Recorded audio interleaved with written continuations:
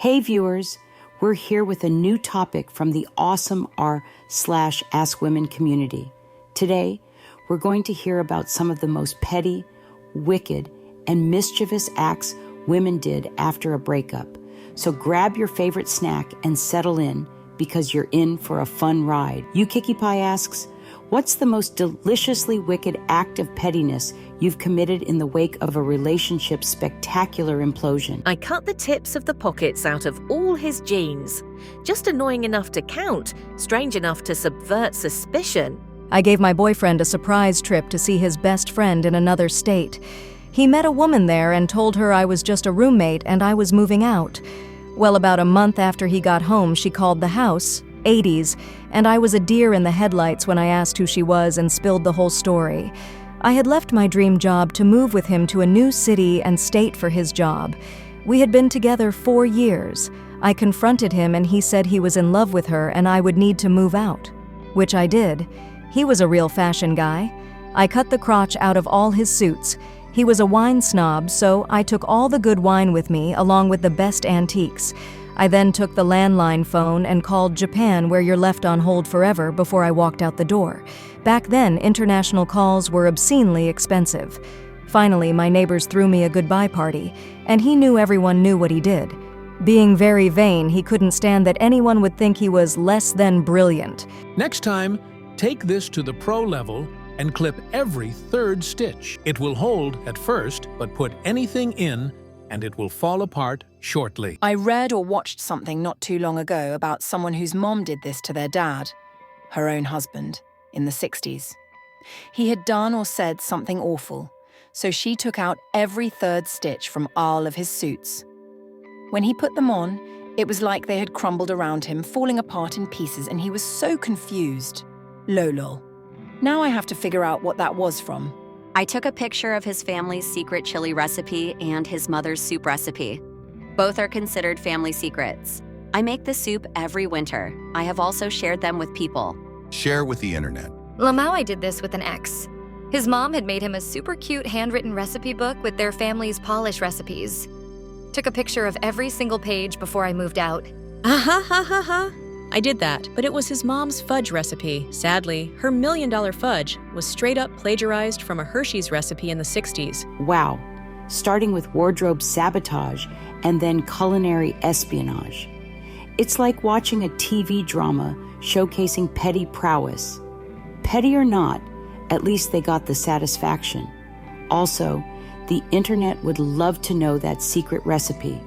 Off to the next stories. Found out my ex was talking to another girl who I knew was a cashier at Target. I don't know if they had met in person, but I purposely went to the register she was at. His face turned purple and his voice was cracking the whole time. I wasn't rude to the girl. I just played it off and was flirty with him. I know she was caught off guard too, so I do feel bad about that. But he was shitting himself. It was so funny. But I say it's really out of character for me, so that's when I realized this isn't healthy and removed myself. Had been seeing a guy for 3-ish months. I thought we were getting pretty serious. He'd spent nights and WKNs at my place. We were, I thought, making plans to meet families, parents, spoke on the phone every day at great lengths. Then one day, I was completely ghosted. Blocked on everything. I was devastated. It took a few months for me to somewhat heal from this. Cue the Are We Dating the Same Guy page on FB for my city. I posted him anonymously, and there were other women admitting to dating him until he ghosted them, etc. Then a woman commented that he was married to her co-worker. She received all the tea and told the wife. Every month or so, I would repost him anonymously on various other AWDTSG pages in my and surrounding cities, and multiple women were commenting that they were currently dating him and they would compare notes, etc. I found out he and his wife split, and he was now living in a city a few hours away and still doing the same to other women. I continue to post his photo every month or so just to blow his shit up. Edited to add, I've since found his profile on here and FetLife. Anyone else wants to blow his shit up, just let me know. You're doing the Lord's work. I emailed his mom to tell her grown-ass son, 30s, wouldn't leave me alone after I ended things. Not a few minutes later, he's texting me, upset. I got his mom involved. I did something similar. I had an ex who was periodically harassing me years after we broke up. I finally got fed up and texted his dad about it. His dad apologized and presumably tore my ex a new one because he left me alone after that. Snitching on them to either the internet or their mom is just right. All right. We'd like to say justice is served in this case. He cheated on me while I was out of town and didn't bother to pick me up from the airport when I returned. I had to get a taxi home where I sat alone in our apartment for hours until he got done helping this girl with her resume. When I confronted him, he admitted immediately that he slept with her and he didn't know which of us he wanted to be with and asked for a few days to think. I graciously offered to let him stay in the apartment for that time while I went to a friend's house. I called my parents that night. While he was at work the next day, my mum and I cleared the apartment completely. All of the furniture was mine, pretty much everything was mine actually. We left that apartment empty, save for a pile of his shitty gym clothes and his asshole cat. He walked in from work just after I dumped every picture of us in the kitchen sink. My mum even took back the pair of nice dress shoes she'd given him for the previous Christmas. This experience is forever burned into my brain. I can't say I've always had this much self-respect, but there are days that I am proud and sometimes inspired by my younger self. 9 months into my first relationship, I found out that my then-boyfriend had been cheating on me and professing his love to at least 2 other gals. When I confronted him about it over the phone, he said he thought he was polyamorous and that he couldn't help it. Yeah, not how that works, guy. Now, even though he was a cheater, I wasn't the type of person to dump someone on a phone call or over text. I needed to look the guy in the eyes while he told me the truth about his transgressions. This was early high school, so the next day my dad called my school and told them I wouldn't be coming in. My dad then drove me to the next town over and took me to this guy's house. Dad asked if I was okay to go in by myself. I nodded, and my sweet dad waited in the car for me as I walked up to my ex's suburban home. I knocked on the door, and conveniently, his mother answered the door. My ex's mother had no idea what was going on, but politely invited me in and called for X to come downstairs because he had a visitor. Apparently, he had also called in sick to school that day. His mother gave us some privacy, and I sat on the couch across from him and made him tell me every detail as he sobbed his eyes out. At one point, his mother heard him crying and entered the room. She asked us to come into the kitchen and offered us a couple of drinks, which I politely declined. Sensing tension, she asked what the problem was and if she could help with anything. The sweet woman had no clue. Never breaking eye contact with X, I politely replied that she probably could not help. However, X did have something important to tell her. I stared him down and said, "You will, or I will. Every detail just as you told me." He sobbed and confessed that I had been his girlfriend for the past 9 months. He never even told his mother. And that during our relationship, he had actively been cheating on me. Or at least tried to cheat with several, only succeeded with 2. His mother just stared at him in shock. He knew that neither woman at the table was responding with the empathy he sought. So as a Hail Mary, he stumbled, I think I'm polyamorous." His family was fairly progressive, but the look he received from his mother screamed, "Oh, bullshit." Her face turned with utter disgust. There was a pause before her eyes met mine, and she apologized on behalf of her son. She said she knew I had loaned him a few games and that I had given him some nice gifts for his birthday. However, when it came to my birthday, she noted that the gift he had given me was small and more suitable for a friend. She asked me about how much everything had cost, and I responded with a reasonable estimate. She nodded her head and turned back to her son. "I know you just got paid. Go get your wallet." My ex slinked up the stairs, and his mother and I sat in heavy silence until he returned. He handed me a wad of cash, and his mother chimed in. "Don't forget the money for gas, too." He handed me another wad of cash and returned the Game Boy games he had borrowed as well. With that, I thanked his mother, collected my items, and walked out the door.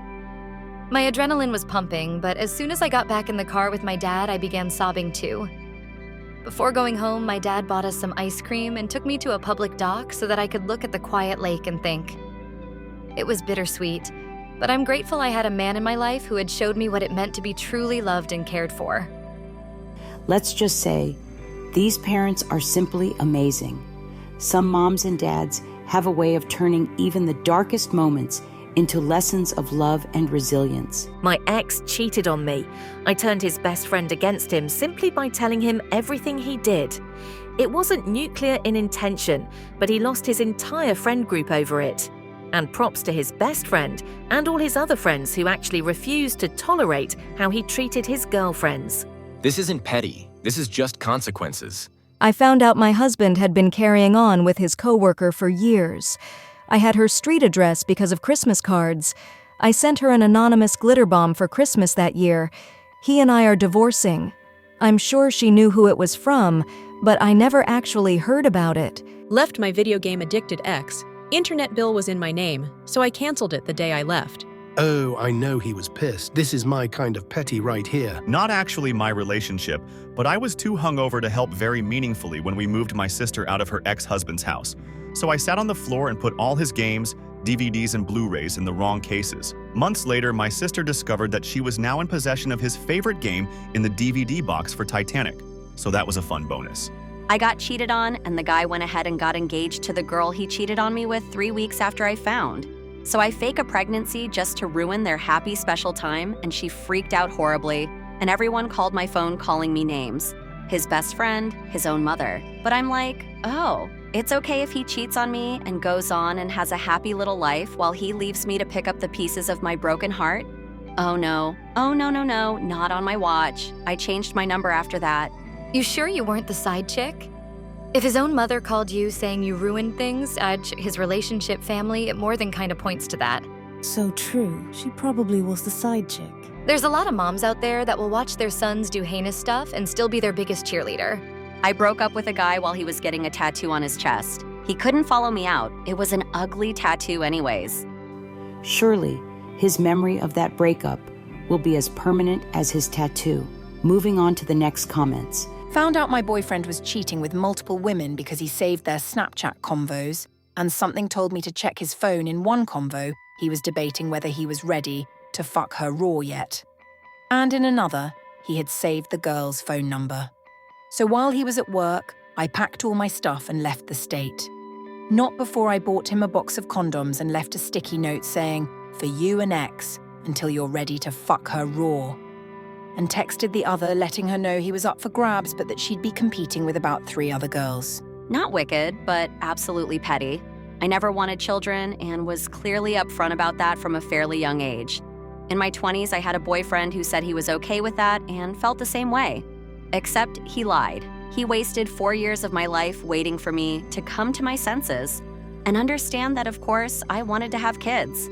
I was deeply hurt, but also angry that he just wasn't taking me seriously, and he honestly believed that I just needed to have a baby to understand how great parenthood was actually going to be. He really believed it would all just be fun. Of course, it would mean me leaving the workforce to become a stay-at-home mother and homemaker while his career went on as usual. He had never so much as babysat an hour in his life and really had no practical concept of what having children involved. The fact that he was so casual about assuming I wasn't serious about my own aspirations or that they didn't matter just pissed me off. It also turned out he didn't think I was going to do anything significant in my career. It was so condescending. He told me I would never find a partner as good as him. It was not a smooth or easy breakup. My parting shot was to buy my ex-fiancé subscriptions to every parenting new baby magazine on the market, and in the process of signing him up for those, I checked every box to have him contacted by phone and mail for any and all promotions related to having a family, and for sales calls from life insurance to diaper subscriptions to education savings funds to toy sales. He absolutely detested junk mail and telemarketers, so I felt a certain glee signing him up to be inundated with all of that, but I also thought he should have stacks of those magazines on his living room coffee table for any potential future girlfriends to see. Anyway, I went on to girl boss my way through my career, and I accomplished a lot to be proud of. I didn't stay in touch with the ex, but he tried to message me online about 12 years ago after he heard me do an interview on NPR's Morning Edition. I did not respond. Remember, you can turn the tables with only a sticky note and a few words, and signing them up for a lifetime of telemarketer torment. That leaves them drowning in either shame or diaper coupons.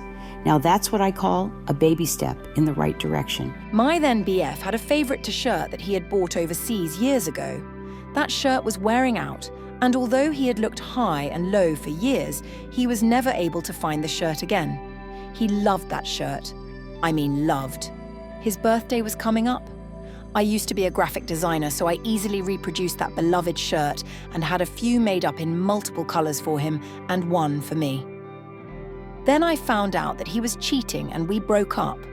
I started dating someone soon after. Being petty af about what happened, I gifted one of those shirts I made to my new guy, telling him the story. We took a photo together of both of us wearing the shirts and posted it up on social media. The ex saw the post of us in the shirts and freaked. He contacted me asking me where I found the shirts. I told them that I had made them for his birthday, so alas, too bad, so sad. But other than gifting one to my new BF, I had since given all of the rest of them to Goodwill. He was absolutely furious. I thought he might cry. So petty, so worth it. Partner and I had a spectacular fight, thanks to his parents, that almost ended us, but 100% ended the relationship with his family. Waited long enough to let his mom think she finally got him all to herself, before letting her know that her precious baby boy is about to have yet another favorite girl that isn't her. Lymph. ETA. Ended the relationship I had with his family. I stole his last bottle of this special imported hot sauce that he had his parents ship him internationally. He put it on everything, and he presumably had to wait a minimum of 2 months to get a replacement. And we ended hot. We just ran through a riveting collection of wicked post-breakup acts. When life gives you lemons, some make lemonade, and others, they orchestrate the most wicked, satisfying revenge. Remember, revenge is best served cold, with a side of petty. Do you have petty revenge stories? Leave them in the comments down below. See you again in our next video.